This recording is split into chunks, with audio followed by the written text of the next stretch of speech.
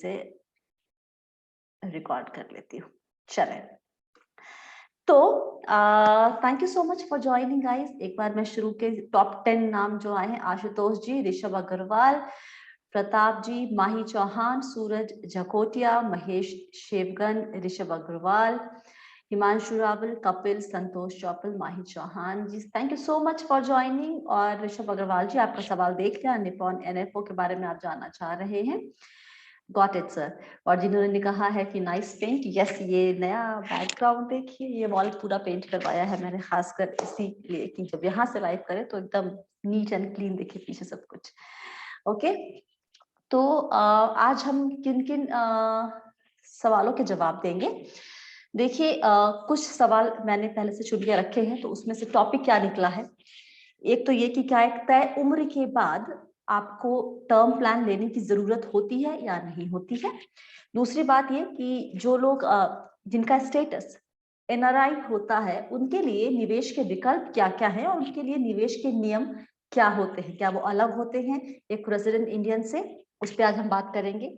साथ ही अगर आप रिटायरमेंट के बाद हर महीने 40,000 की मंथली इनकम चाहते हैं, आमदनी चाहते हैं, तो उसके लिए आपको कितना पैसा निवेश करना होगा, ये भी आपको हम बताएंगे।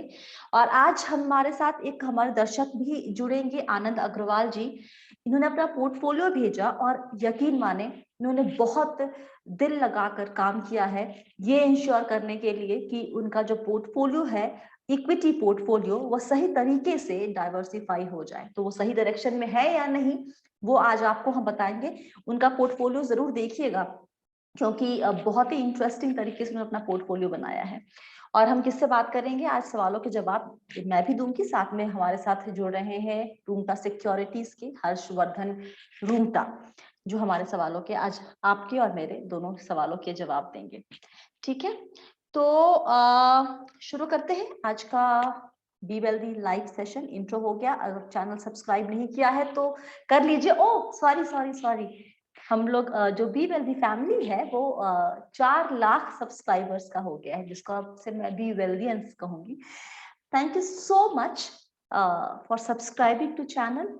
बहुत लोग शुरुआत से हमारे साथ हैं, उन सबका दिल से शुक्रिया जिन्होंने हाल फिलहाल में ज्वाइन किया है, इस पूरे सफर में मेरा साथ दिया है, उनका तहे दिल से शुक्रिया।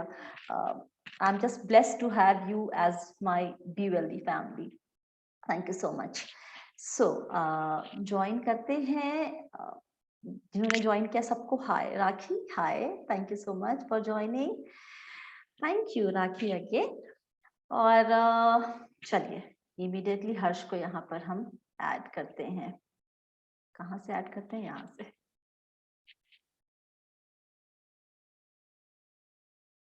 और हर्ष की तस्वीर हमारे सामने है और कुछ देर में आई एम श्योर हर्ष भी आ जाएंगे। हेलो, हाय, कैसे हैं स्वाति? मैं तो आज बहुत अच्छी हूँ, आप बताएं। सब ठीक है? अरे सब ठीक नहीं है, सब बहुत अच्छी बहुत ही बड़ी खबर आज तो आई है, बताएं जरा, शेयर करें हमारे फैमिली के साथ भी। वेल, आईसीएसई के रिजल्ट्स आए हैं एंड आप जानती हैं कि मेरे बेटे ने भी 10th की एग्जाम दी थी, so he is done very well, so I am happy कि he is done well in his ICSE exam. Okay okay okay, so ये इतना अंडरप्ले क्यों करते हैं, वेरी वेल का मतलब क्या होता है Harsh? Well, he is done well, I mean he अच्छे रिजल्ट्स आए हैं, so I think that's good enough. कहीं आसपास है आपका बेटा, उसकी शक्ल हम लोग देख सकते हैं? वो एक्चुअली बाहर है। Can you call him just for a quick sec? I am sure जो हमारी बी वेल्दी फैमिली है वो उससे एक बार मिलना चाहेगी, और मैं उसके मुंह से जानना चाहूंगी कि क्यों आज बहुत बड़ी आज बहुत बड़ा दिन है हमारे लिए। सो हर्ष नहीं बता रहे, मैं बता देती हूँ।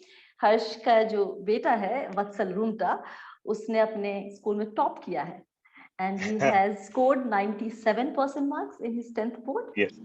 Amazing, amazing. अगर वो आ जाएगा तो प्लीज उससे मिलवाइएगा जरा हमें। जरूर से। ठीक है, चलिए अब हम शुरू करते हैं सवाल जवाब का सिलसिला। देखिए टर्म प्लान की अहमियत क्या है। आ गया, in case what's say hello. Come. Hello, that's my son. हाय वत्सल रूमटा, और बहुत बहुत बधाई एक बार फिर से top thank you so much.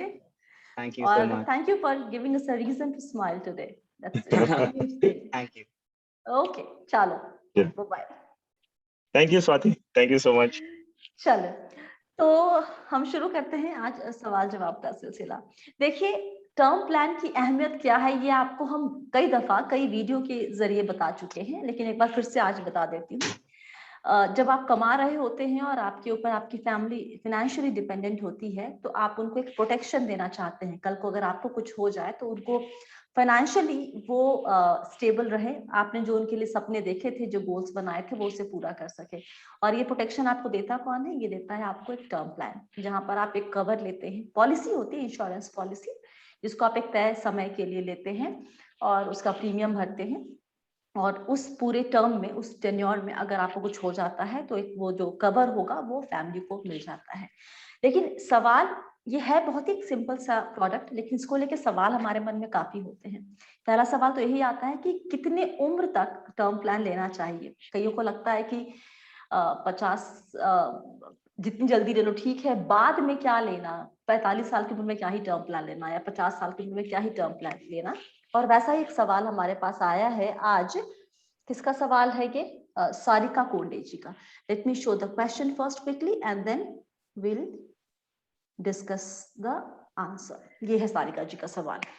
उनकी पति की उम्र 50 साल है, जानना ये चाहती हैं कि टर्म प्लान लेना चाहिए या नहीं।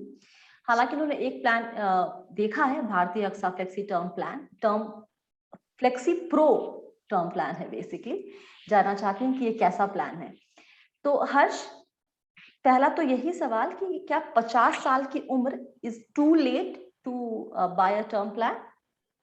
और नहीं स्वाति, इनफैक्ट आपने जो शुरुआत में कहा वो एक्चुअली सही कहा कि टर्म प्लान हम लेते क्यों हैं, कि अगर हम पे कोई आर्थिक रूप से निर्भर है, कि डिपेंडेंट ऑन अस, अगर हम एक प्रोडक्टिव इनकम कमा रहे हैं, पैसिव इनकम की बात नहीं कर रहा हूँ, मान लीजिए इंटरेस्ट इनकम, रेंट आपको ऑलरेडी आ रहा है, तो आप नहीं भी रहे तो वो इनकम आने वाली है आपके परिवार को, इनकम का लॉस नहीं हो रहा है। तो अगर आप एक प्रोडक्टिव इनकम जनरेट कर रहे हैं और उस पे आपके डिपेंडेंट्स हैं, या आपकी एक लाइफस्टाइल मेंटेन होती है, डुअल इनकम फैमिलीज होती हैं, 2 जन कमा रहे हैं, तो एक लाइफस्टाइल मेंटेन होती है फैमिली की। अगर एक इनकम चली गई तो बच्चों की पढ़ाई वगैरह सब चीज में असर आने लग जाता है।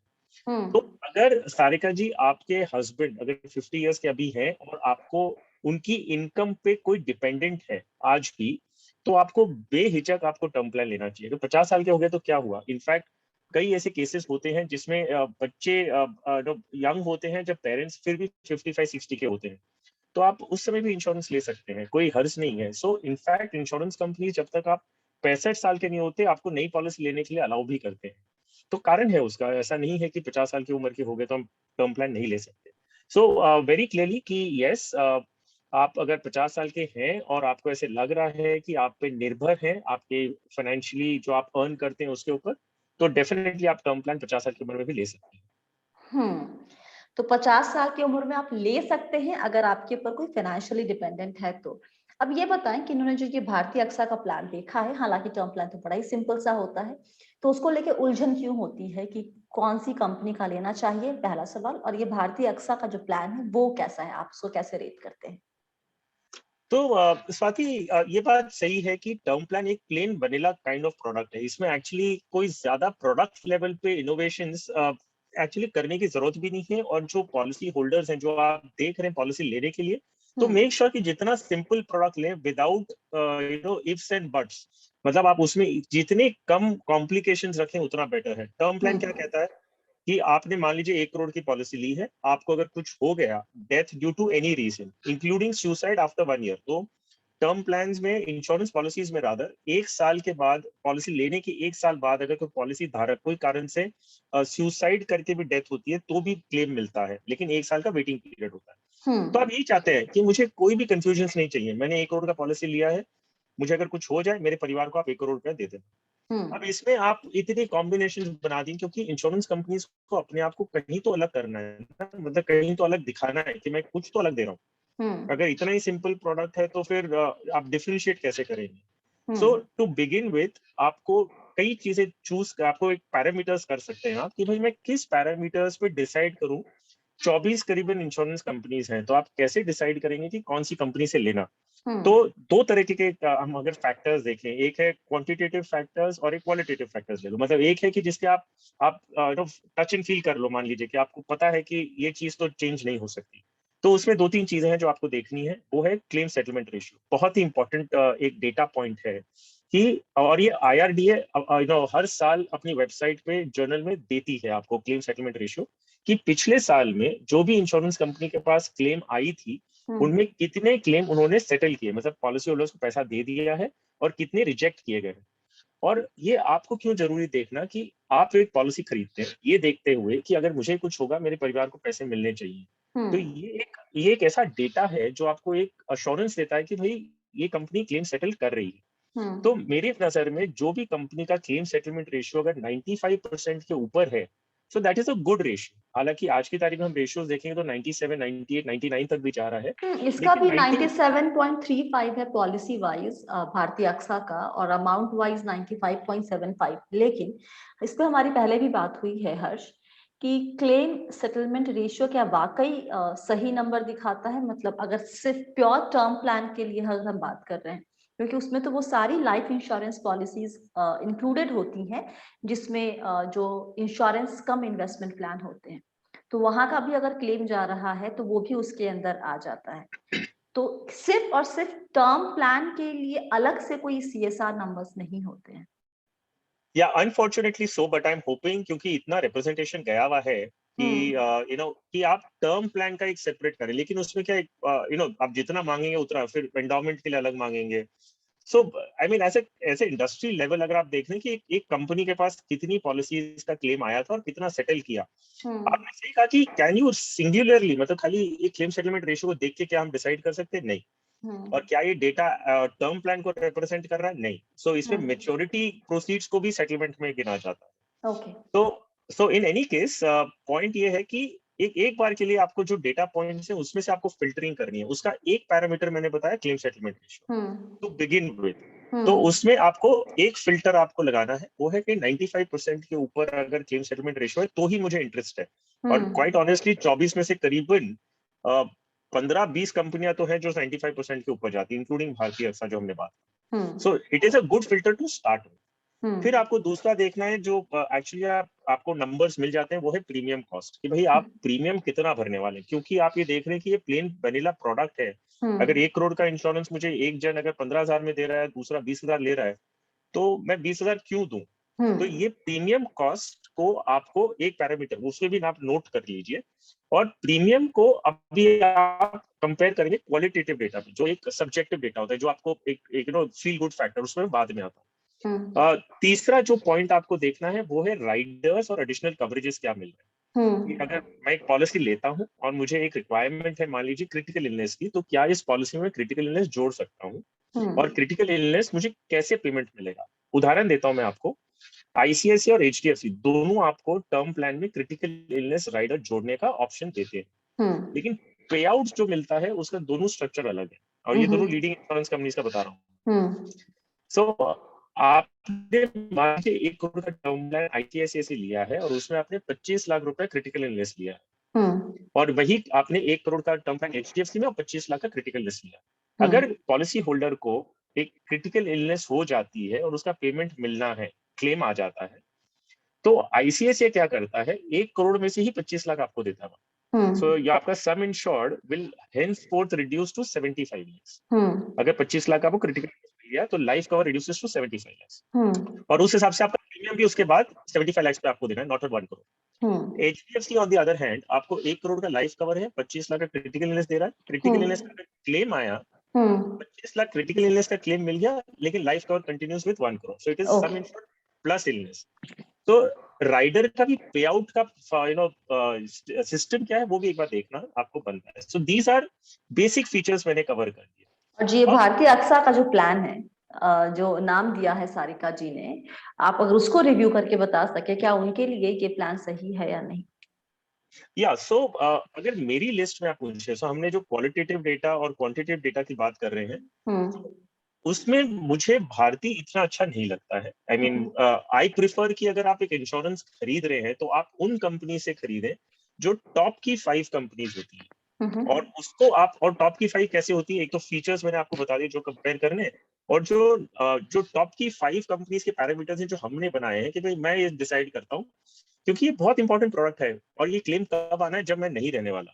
तो ये बहुत जरूरी है कि मेरे परिवार को कोई भी तरीके से दिक्कत ना आए, तो मैं क्या क्या चीजें सोच के जाना चाहता हूँ। तो यहाँ पे मैं थोड़ा ब्रांड को भी वैल्यूएशन देता हूँ, मतलब कि अगर कोई बड़ी कंपनी है जो बहुत फाइनेंशियली स्ट्रांग है, बैलेंस शीट बहुत अच्छी है उनकी, तो मुझे पता है कि क्लेम देने में उनको भी दिक्कत नहीं आएगी, उनके पास पैसे हैं, उतनी बैलेंस शीट स्ट्रेंथ है कि उनको क्लेम मिले। हालांकि री इंश्योरेंस होता है, वो सब टॉपिक में नहीं जा रहे हैं, लेकिन इंडिपेंडेंटली मैं देखता हूँ कि क्या इस कंपनी के पास फाइनेंशियल स्ट्रेंथ है 1 करोड़, 5 करोड़, 10 करोड़ का क्लेम देने के लिए।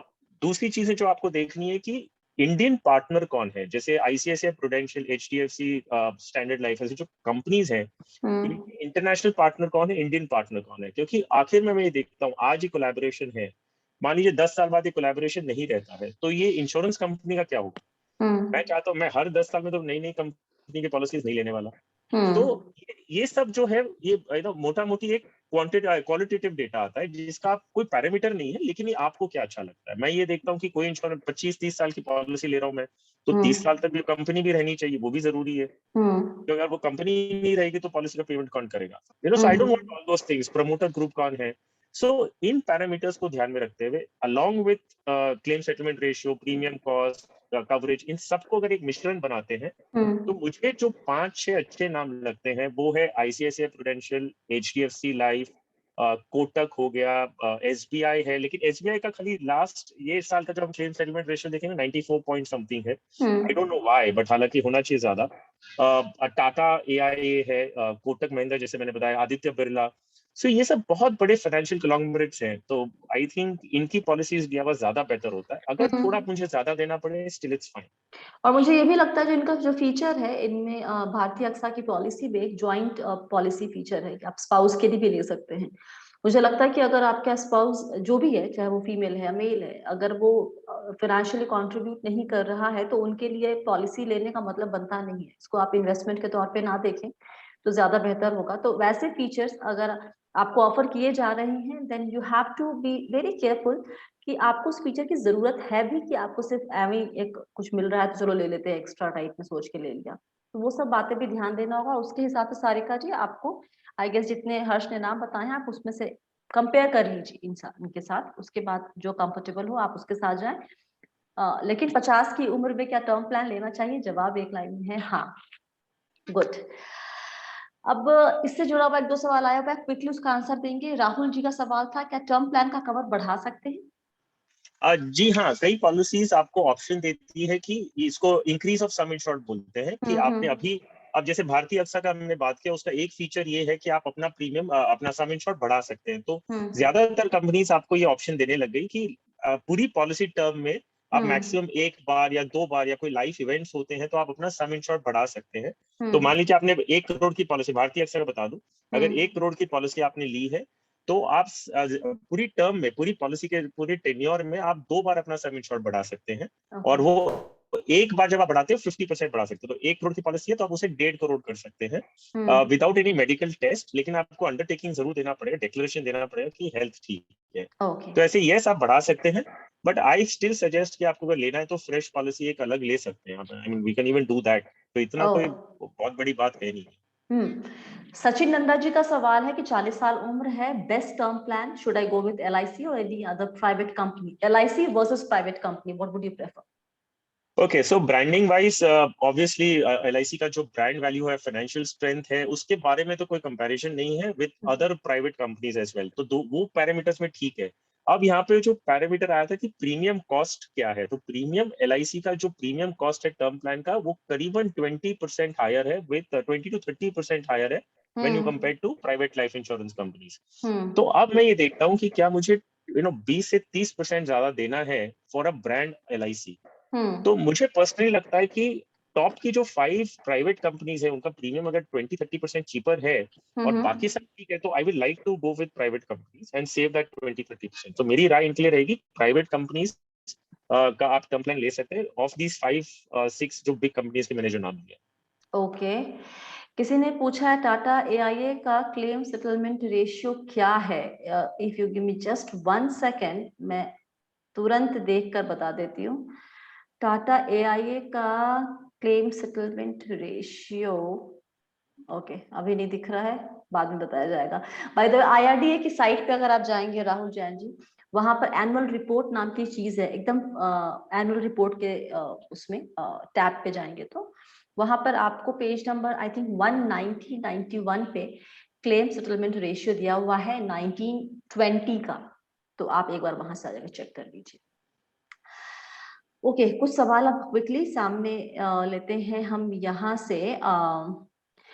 प्रदीप पार्वती जी का सवाल है, फंड हाउस रेगुलर ऑप्शन को बंद क्यों नहीं कर देते? हर कोई यहाँ डायरेक्ट ऑप्शन को सही बताते हैं, जो सही भी लगता है, पर अभी भी कोई फायदा है क्या रेगुलर ऑप्शन में? बहुत फायदा है। यहाँ पे मैं हर्ष को नहीं बोलने दूंगी कि आपको ऐसा लगे कि हर्ष प्रमोट कर रहे हैं डिस्ट्रीब्यूटर्स को।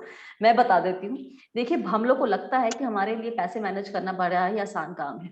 जब हम निवेश शुरू करते हैं म्यूचुअल फंड में 4 फंड के साथ, और जब मार्केट में बहुत उठापटक होती है तो कई दफा हम डर जाते हैं, भाग जाते हैं, कुछ भी कर रखते हैं अपने पोर्टफोलियो के साथ, निवेश बंद कर देते हैं, टाइमिंग करना शुरू कर देते हैं बाजार के साथ, चलो इसको अभी लगाएंगे अभी निकालेंगे। एक अच्छा एडवाइजर स्लैश डिस्ट्रीब्यूटर अगर आपके साथ है तो वो आपको आपके गोल तक पहुंचा के ही दम मानेगा, वो बीच में आपको छलकूद करने नहीं देगा। तो इसलिए भी बहुत जरूरी है, वो आपको बताता भी रहेगा टाइम टाइम पे कि भैया अब देखो मैं रिव्यू कर रहा हूँ, इसकी जगह खत्म हो गई है, इसको निकालो, इसको ऐड करो। सो इसलिए रेगुलर प्लान जरूरी है। हर इंसान अपना पोर्टफोलियो खुद मैनेज नहीं कर सकता है, प्लस इतना बिजी शेड्यूल है। जो प्रोफेशनल्स हैं, जो भी काम करते हैं, अपना करते हैं, चाहे नौकरी करते हैं, अपना काम करें, घर संभालें कि अपना पोर्टफोलियो भी मैनेज करें। तो वैसे में आपके पास एक अच्छा एडवाइजर एक जो होता है या डिस्ट्रीब्यूटर, वो आपका हाथ पकड़ता है, आपका ये काम आपके सर से लेता है। हैविंग सेड दैट, इसका मतलब ये नहीं कि आप खुद से पढ़ेंगे या समझेंगे नहीं उस चीज को, आप पढ़ते रहिए, नॉलेज गेन करते रहिए, कभी आपको कॉन्फिडेंस आ जाए कि I can manage, I have that discipline to stay invested, तो फिर आप डायरेक्ट प्लान में चले जाइए, कोई दिक्कत नहीं है उसमें। ठीक है, आगे बढ़ते हैं। तो Swati, in fact I have lots of input for this, वो कभी और बात करेंगे, मतलब अभी नहीं। आप बोलेंगे तो हाँ, मैंने आपको इसलिए इस वक्त बोलने नहीं दिया क्योंकि मुझे लगा कि सब बोलेंगे अच्छा इनका तो अपना काम ही है तो ये जरूर प्रमोट करेंगे, इसलिए I was like right I know, मैं न्यूट्रल बंदी हूँ यहाँ पे। ओके, कौन सा सवाल लूं, समझ में नहीं आ रहा है। नवीन सिंह जानना चाह रहे हैं कि डिफेंस में है और यहाँ पे रिस्क कवर मिलता है तो क्या मुझे टर्म प्लान लेना चाहिए? ऑल्सो वेल, डिफेंस में उनका खुद का है, AGIF होता है, आर्मी ग्रुप इंश्योरेंस या नेवी ग्रुप इंश्योरेंस फंड होता है इनका, जिसमें आप कंट्रीब्यूट करते हैं। और यस, हमारे जो काफी डिफेंस के जो क्लाइंट्स हैं, उन पॉइंट ऑफ व्यू से बता रहा हूँ कि हम उनको टर्म प्लान फिर भी रेकमेंड करते हैं। और उनका जो, लेकिन एक इशू होता है कि हम जब उन्हें टर्म प्लान के लिए अप्लाई करते हैं तो उनकी रेटिंग अप होती है, मतलब उनको जो स्टैंडर्ड प्रीमियम में नहीं मिलता जो आपको और मुझे मिलता है। मान लीजिए आप और हम एक है, और डिफेंस का भी पर्सन सेम उम्र का है, और जब वो टर्म के लिए अप्लाई करते हैं, मुझे मान लीजिए 15,000 में मिल रहा है तो उनको 20,000 में मिलता है, तो उनका रेटिंग अप होता है क्योंकि थोड़ा रिस्क माना जाता है। एक डिफेंस क्वेश्चनर होता है जो आपको भर के देना होता है, और वो डिफेंस क्वेश्चनर में आपकी पोस्टिंग्स, आपकी कौन सी यूनिट है, आप फील्ड ऑपरेशंस में है कि आपका पीस पोस्टिंग है, ये सब चीज के डिटेल्स मांगे जाते हैं। और असेस होके टर्म प्लान मिलता है, ऐसा नहीं है कि नहीं मिलता, लेकिन प्रीमियम थोड़ा ज्यादा लगता है। और जो आपका AGIF है, ऑफ कोर्स ये बनाया इसके लिए गया था, आर्मी ग्रुप इंश्योरेंस फंड और नेवी जो इनके ग्रुप इंश्योरेंस होती है, ये बनाया इसके लिए गया था कि नो क्वेश्चंस आस्क्ड आपके परिवार को मिले। So despite your AGIF and NGIF, आप टर्म प्लान के लिए अप्लाई कर सकते हैं।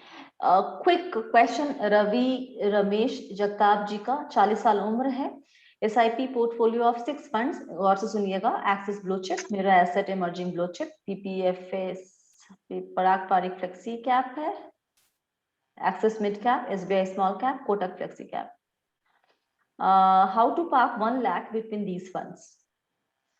ओके, अगर ये अपने एग्जिस्टिंग पोर्टफोलियो पे भी राय चाह रहे हैं कि सिर्फ 1 लाख रुपया क्या करना है वो पूछ रहे हैं? इसी में अगर बांटना है, क्विकली अगर आप दोनों बता सके। ओके, सो फर्स्ट, मुझे सिर्फ एक डेडिकेटेड स्मॉल कैप से हमेशा ही दिक्कत रही है, सो इनके पास एक SBI स्मॉल कैप है, तो मैं सजेस्ट करूंगा कि अगर ये mid and small cap category में रहना चाहते हैं तो SBI स्मॉल कैप की जगह उतना अमाउंट वो एक्सिस मिड कैप में बढ़ा ले जो उनके पास ऑलरेडी है। बस एक फंड हमने कम कर दिया और कुछ नहीं कर रहे हैं। और बाकी सारी जो स्कीम्स हैं वो अच्छी हैं, कोई दिक्कत नहीं, वो सारी कंटिन्यू कर सकते हैं। और 1 लाख रुपए जो इन्हें करना है, अभी जो मार्केट का माहौल है उसमें मैं सजेस्ट करूंगा कि लार्ज कैप की तरफ और फ्लेक्सी कैप की तरफ फोकस रखे। तो एक्सिस ब्लू चिप इनके पास है और Kotak flexi cap and Parag Parikh flexi cap. So I think in 3 funds में पैसे डिवाइड करके इन्वेस्ट करना। चलिए, बढ़िया। और यहाँ पर मैं ऐड कर रही हूँ, हमारे साथ आनंद अग्रवाल जी जुड़ेंगे, जिन्होंने बड़ी ही प्यार से अपना पोर्टफोलियो बनाया है। और Anand ji, hi Anand.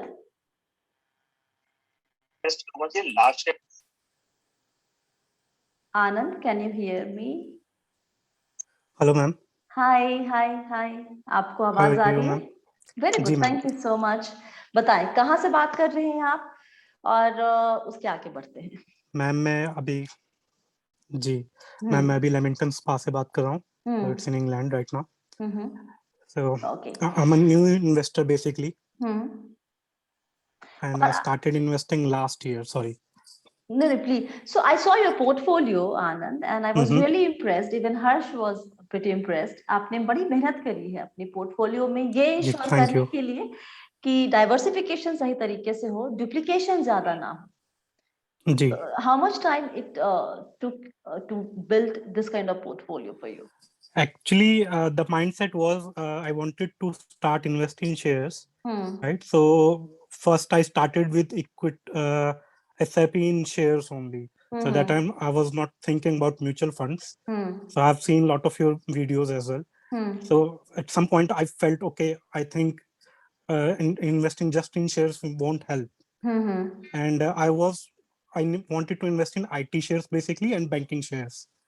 So and then I started searching for a mutual fund, basically which only invest in IT companies and banking companies separately. Okay. So I figured out Tata Digital Fund and Bank Nifty Fund, right? Right. Because in Bank Nifty it was just investing in only few shares, which was I think enough for as per the study. So I started that last year in September. And my Tata Digital Fund is giving me 35% return right now.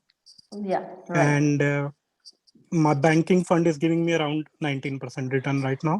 Okay, so quickly मैं जो अभी हमारे साथ जुड़े हुए हैं live session में उनको बता दूं कि इनके पोर्टफोलियो में Tata Digital India Fund, Motilal Oswal Nifty Bank Index Fund, UTI Nifty Index Fund और ICICI Prudential Nifty Next 50 Index Fund है।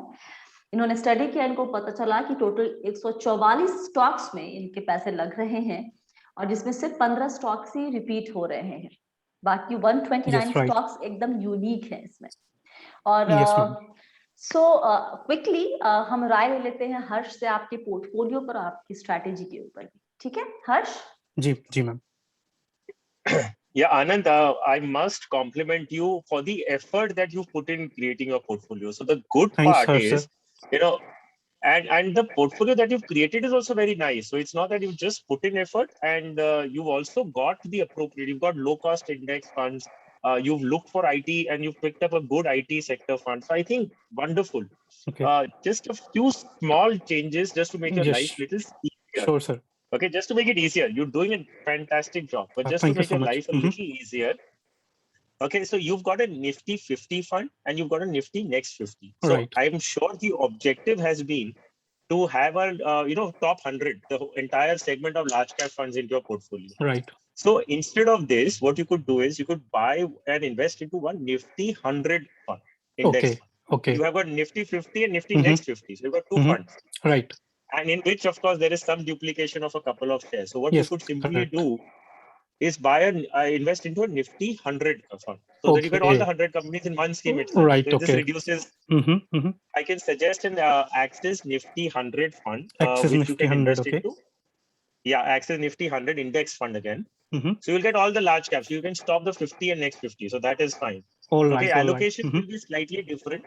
The company's allocation will be slightly different, but that's fine. You don't need to worry about that. Right. Okay. The other part, you're calculating your XIRR and all those things on your own manually using an Excel. Yes. Well, you don't need to do that because you're going to invest for 20 years. Now, for 20 years, if you're going to invest into and keep maintaining each and every installment, it's going to be a huge exercise. Yeah, I was just doing it just to see, okay, how to do it. I was learning actually doing this. Okay, so in any case, you believe in IT, right? So I would say this to you, there's no substitute to hard work until you find the right software. Right. Okay, so you can continue using Excel, but you don't need to do that. You just simply post your portfolio on on a money control kind of a website, wherein they will fetch the NAV on their own. You just have to feed in the the data of your investment, which also can be automatically done. So you'll calculate those XIRR and CAGRs on your own. So you don't need to do that. So other than that, I think you're doing extremely well. Please continue like this. And you may guide people around you in London. So maybe they will be also getting the benefit of your expertise. Yeah, sure. Like I'm trying to guide my colleagues as well. I'm pushing them to be in investing, like they can start now because they have money, because we are in UK earning well. So let's see how successful I'm in doing that. And you've asked, can I expect an average yearly return of at least minimum 12%? Expectation is a very good thing. और उम्मीद करने में कोई बुराई नहीं है. आपका जो गोल है 2 करोड़ 20 साल में, आप उसको उससे आगे निकल जाएंगे.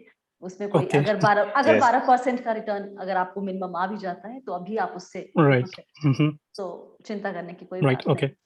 No problem. All right. Thank you so much, Anand, for joining in. Thank you, sir. Thank you, Swati.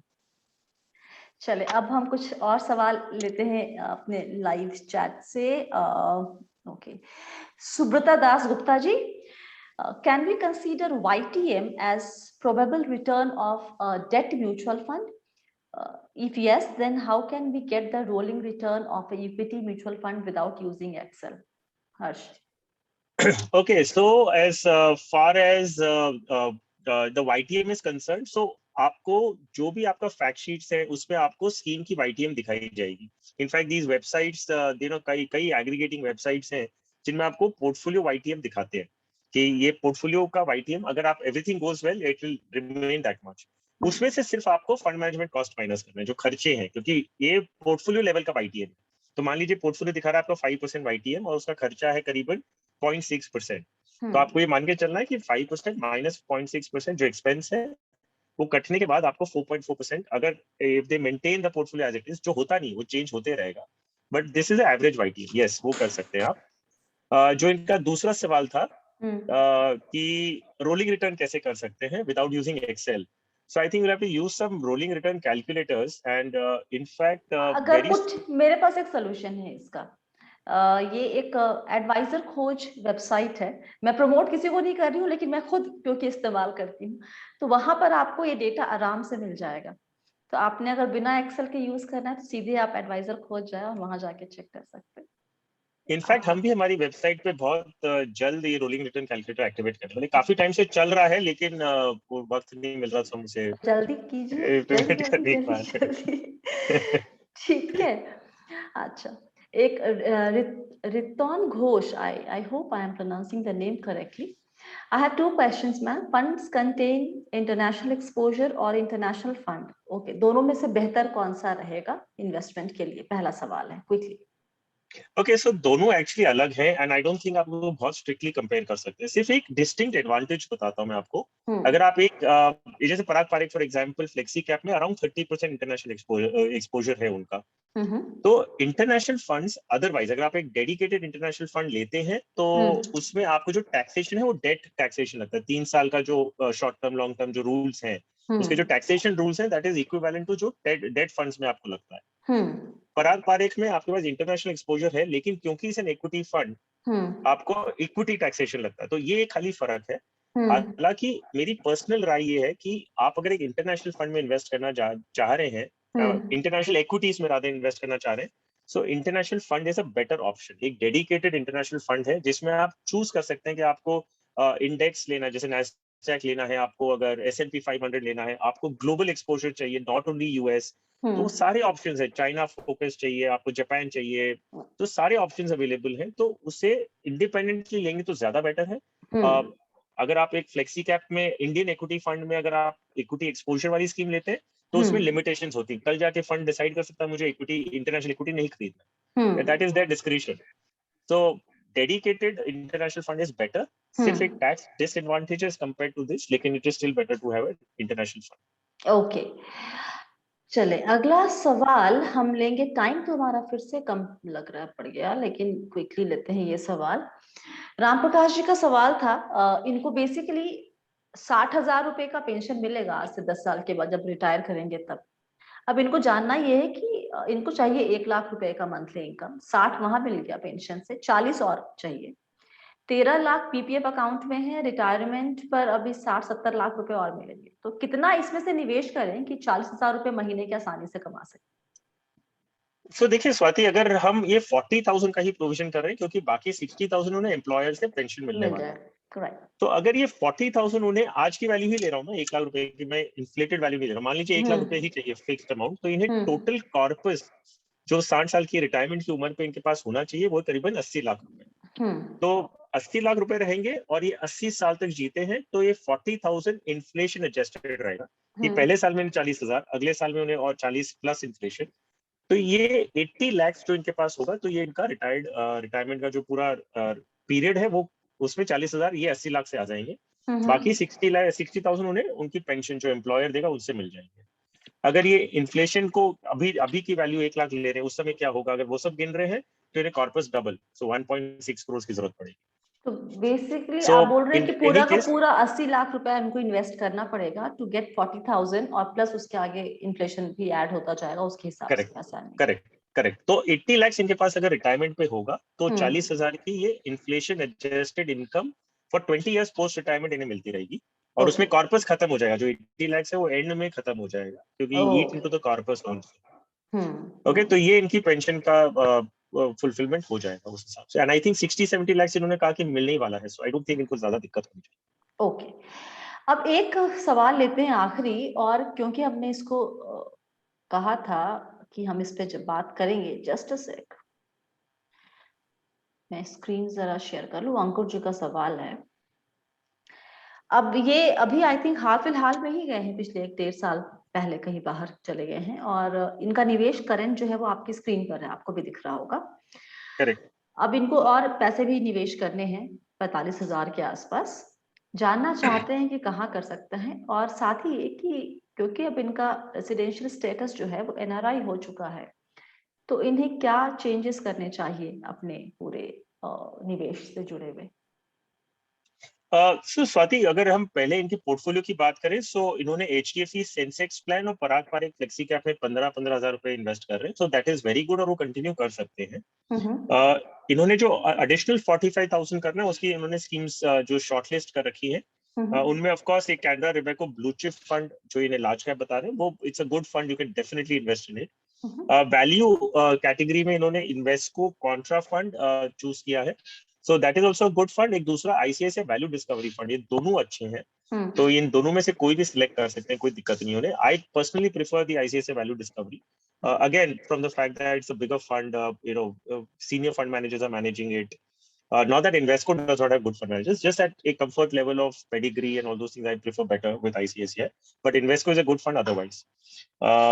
Mid cap में एक इन्हें suggest करूंगा ये ऐड करें, क्योंकि इनका लार्ज कैप हो गया, फ्लेक्सी कैप हो गया, दो लार्ज कैप है in fact, passive fund and index and Canara large cap. So एक मिड कैप जोड़े, निप्पॉन इंडिया का मिड कैप इंडेक्स फंड, तो इनका एक अच्छा बैलेंस हो जाएगा, and that's the portfolio that you can create. Okay, जो भी एनआरआई, हमारे पास सवाल आते रहते हैं एनआरआईज के, वो जानना चाहते हैं कि उनके सामने निवेश के विकल्प क्या क्या है इंडिया में, और जब उनका स्टेटस चेंज होता है तो उन्हें क्या क्या चीजें करनी चाहिए निवेश से जुड़ी हुई। हर्ष? सो स्वाति, पहले शुरू करते हैं क्योंकि ये PPF की भी बात होती है कि भाई PPF अकाउंट इनका किसी ने खोल के बस अभी गए हैं। सो फॉर्चुनेटली एक फरवरी 2018 में एक क्लैरिफिकेशन आया था कि NRIs जो बाहर जाने से पहले, स्टेटस चेंज होने से पहले अगर उन्होंने एक PPF अकाउंट खोल रखा था तो वो PPF अकाउंट वो कंटिन्यू कर सकते हैं, मेच्योरिटी तक, और इनफैक्ट उस अकाउंट में वो इन्वेस्ट भी कर सकते हैं अप टू मेच्योरिटी। तो 15 साल की जो उसका टेन्योर है उस समय तक आप इन्वेस्ट कर सकते हैं, लेकिन मेच्योरिटी के बाद आप उसे रिन्यू नहीं कर सकते। जो एक्सटेंड करते हैं ना कि 5 साल का आपने रिन्यू कर लिया, तो वो नहीं कर सकते, आपको अकाउंट बंद करना ही होगा। और अगर आप ऑलरेडी एनआरआई हैं तो एक नया पीपीएफ अकाउंट नहीं खोल सकते। सो दिस इज एप्लीकेबल उन्हीं के लिए जिन्होंने अकाउंट पहले खोल के फिर उनका स्टेटस चेंज हुआ था। सो ये पीपीएफ को लेके हो गया। अगर आप अभी बात कर रहे हैं कि अगर किसी ने अपना स्टेटस चेंज किया है, एनआरआई अभी हुए हैं, तो क्या क्या चीजें करनी है।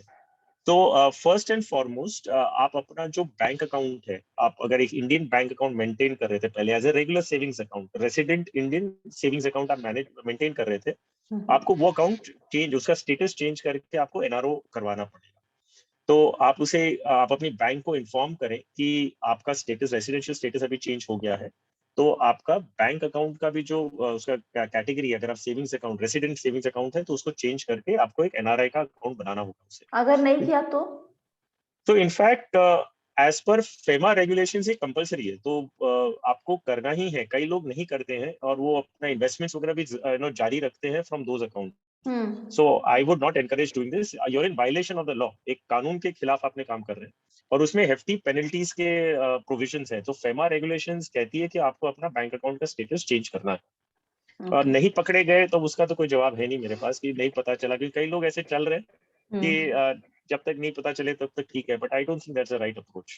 तो पहले तो आपको अपना बैंक का स्टेटस चेंज करना है। एंड एनआरओ एनआरई दोनों अकाउंट आप खुलवा के रखें, बेटर है, क्योंकि एनआरओ अकाउंट में आप जो भी इंडियन इन्वेस्टमेंट्स हैं वो उसमें it becomes easier to manage. NRE आपका रिपैट्रिएबल अकाउंट है, तो जो भी पैसे आते हैं आप देश के बाहर वापस ले जा सकते हैं विदाउट मच ऑफ हैसल्स। आप उसे वापस बाहर आपकी रेसिडेंट कंट्री में लेके जा सकते हैं वो पैसे।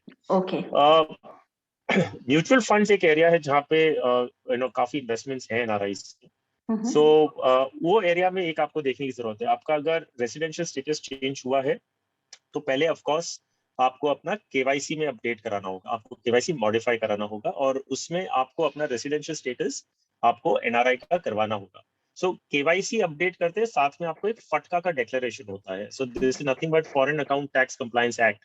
उसके तहत आपको आपका कंट्री ऑफ रेसिडेंस बताना है, और उसमें आपका टैक्स आइडेंटिफिकेशन नंबर, जो भी आप कंट्री में रह रहे हैं उधर आपका जो आइडेंटिफिकेशन नंबर है वो उसे आपको डिस्क्लोज करना है, और वो फटका का डिक्लेरेशन आपको अपने केवाईसी के साथ में सबमिट करना है, ताकि आपका केवाईसी का स्टेटस चेंज हो जाए। और ये केवाईसी का स्टेटस अपडेट होते ही आप अपना जो नया केवाईसी है उसका एक एप्लीकेशन आपके एग्जिस्टिंग फंड हाउसेस को दें। आप उन्हें बता दें, ये वेट नहीं करें कि वो ऑटोमेटिक पुल करेंगे etcetera from the central server. आप फिजिकली या कोई भी ईमेल करके आप अपने फंड हाउसेस को बताएं कि आपका केवाईसी अपडेट हुआ है, प्लीज वो अपने रिकॉर्ड्स में चेंज करें, तो वहां भी वो चेंजेस करेंगे। और साथ में एक चीज और करनी बहुत जरूरी है जो लोग मिस आउट कर जाते हैं, वो ये है कि आप अपना बैंक अकाउंट भी अपडेट करें, क्योंकि बैंक अकाउंट भी याद रखिए चेंज हो चुका है स्टेटस, उसमें एनआरओ या एनआरई अकाउंट हो चुका है, तो वो अकाउंट भी आप म्यूचुअल फंड के फोलियो में अपडेट कराएं। अगर नहीं कराते हैं तो रिडेम्पशन के टाइम में आपको दिक्कत आएगी, क्योंकि रिडेम्पशन में पैसा जाएगा कहाँ पे। तो ये भी आप साइमल्टेनियसली करा ले तो आपके लिए बेटर होगा। और अगर आप यूएस कनाडा रेसिडेंट्स हैं तो एडिशनली चीजों का ध्यान रखना होगा। जैसे क्विकली वो भी बता दीजिए। ओके, सो अगर आप यूएस और कनाडा के रेसिडेंट्स हैं तो वहां पे इन्वेस्टमेंट्स इन म्यूचुअल फंड्स में थोड़े रिस्ट्रिक्शंस आते हैं। तो बहुत सारे फंड हाउसेस हैं जो आपको यूएस कनाडा रेसिडेंट्स को इन्वेस्ट करने ही नहीं देते। कई ऐसे हैं जो लमसम ही अलाउ करते हैं, और कई ऐसे हैं जो एसआईपी भी अलाउ करते हैं। कई फंड्स ऐसे हैं जिनकी रिक्वायरमेंट होती है कि आपको इंडिया में जब आप इंडिया में रहेंगे तब आप फ्रेश इन्वेस्टमेंट कर सकते हैं। तो कोई भी लमसम आपको करना है तो आपको फिजिकल फॉर्म भर के एक डिक्लेरेशन होता है, वो सबमिट करके आपको फिजिकली सबमिट करके लमसम इन्वेस्टमेंट कर सकते हैं, और एसआईपी नहीं कर सकते। कई फंड हाउसेस हैं जो आपको ऑनलाइन मोड पे भी इन्वेस्ट करने का अलाउ करते हैं। तो अगर यूएस रेसिडेंट और यूएस कनाडा रेसिडेंट है तो थोड़ा और आपको ध्यान रखना होगा कि आपके म्यूचुअल फंड इन्वेस्टमेंट से क्या असर आ रहा है। एक और पॉइंट ऐड करूंगा, अगर कोई यूएस कनाडा के रेसिडेंट्स हैं जो इन्वेस्टमेंट एसआईपी के जरिए या एसटीपी के जरिए कर रहे हैं और आपका स्टेटस अभी चेंज हो गया है, तो आप जब फंड हाउस को इन्फॉर्म करेंगे, मान लीजिए ये वाला जो फंड हाउस है उसमें एसआईपी अलाउड नहीं है यूएस कनाडा रेसिडेंट्स का, तो आपके आगे की एसआईपी और एसटीपी बंद हो जाएगी, आपको फ्रेश अलाउ नहीं होगा, क्योंकि फंड हाउस अलाउ नहीं करता है फॉर यूएस कनाडा रेसिडेंट्स। लेकिन जो आपकी ऑलरेडी एग्जिस्टिंग एसआईपीज है वो वही रहेगी, मतलब जो आपका फंड अक्यूमुलेटेड है वो रिडेम्पशन ऑटोमेटिकली नहीं होता। Okay. तो वो वही रहेगा, खाली फ्रेश एसआईपीज जाना बंद हो जाएगी। So that you have to keep in mind. एक और इम्पोर्टेंट फैक्टर क्यों जरूरी है ये सारी चेंजेस करना, बिकॉज पहले तो आप फेमा के रेगुलेशंस के खिलाफ जा रहे थे, अगर एनआरआईज पे टीडीएस भी लागू होता है। तो अगर आपका कैपिटल गेन्स है, जब आप रिडेम्पशन करते हैं तो फंड हाउस टीडीएस काट के आपको रिडेम्पशन देता है। ओके। तो अगर आपका स्टेटस चेंज नहीं हुआ है तो टीडीएस नहीं कटने वाला, तो आप इनकम टैक्स रूल्स के खिलाफ भी जाते हैं। सो जस्ट मेक श्योर कि आप स्टेटस चेंज कर रहे हैं। राइट, तो एनआरआईज के लिए डूज एंड डोंट्स हमने बता दिया है। मैं इसको एक सेपरेट वीडियो में भी ऐसा करूंगी, इस पार्ट को काट के, मतलब इसका एक चंक अलग से अपलोड कर दूंगी, ताकि आपको शायद पूरा अगर देखने का मन ना करे तो आपके लिए काम की बात तुरंत मिल जाए। बहुत बहुत शुक्रिया हर्ष, आज सभी सवालों के जवाब देने के लिए। और जाइए पार्टी कीजिए, सेलिब्रेट कीजिए, big day for you and your family.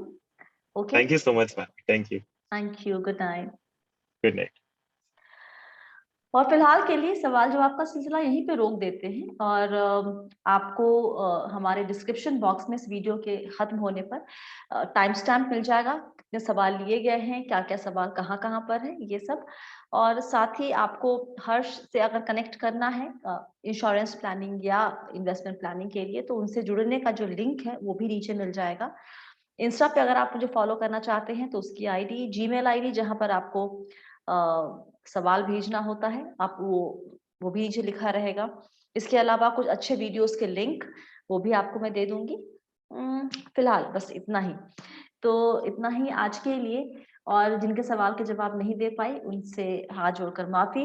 एक बार फिर से 4 लाख सब्सक्राइबर्स हो गए हैं बी वेल्दी के लिए, आपका साथ मेरे साथ बना हुआ है, और इसके लिए मैं आप सभी का तहे दिल से शुक्रिया अदा एक बार फिर से करती हूँ। याद रखिए, आप हैं मेरे यानी स्वाति के साथ, और हम सब हैं बहुत ही सावधानी और समझदारी के साथ अमीर बनने के सफर पर। बहुत सारा प्यार और दुलार आप सभी को। Stay blessed, healthy and be wealthy. Bye bye.